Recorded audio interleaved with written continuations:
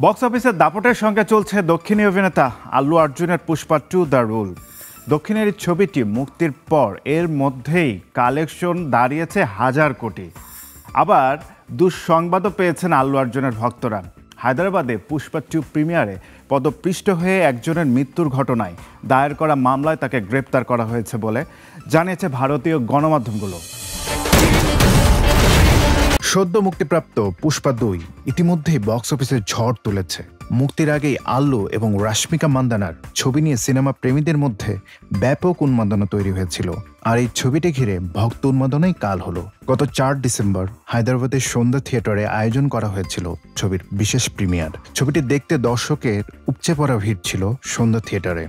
তেলুগু অভিনেতা আল্লু অর্জুন সেখানে পৌঁছতেই দর্শক এবং অনুরাগীদের মধ্যে শুরু হয় হুড়হুড়ি। ভিড়ের চাপে ভাঙে প্রেক্ষাগৃহের মূল গেট, আর তাতেই পরিস্থিতি চলে যায় নিয়ন্ত্রণের বাইরে।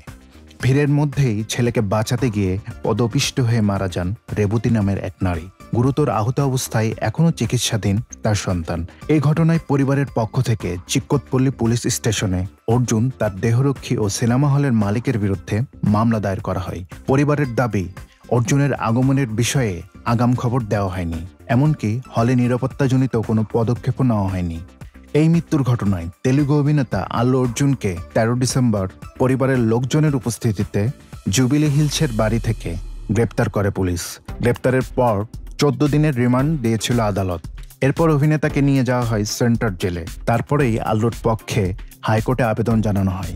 13 ডিসেম্বর সন্ধ্যায় তার অন্তর্বর্তীকালীন জামিন মঞ্জুর করেন তেলেঙ্গানা হাইকোর্ট।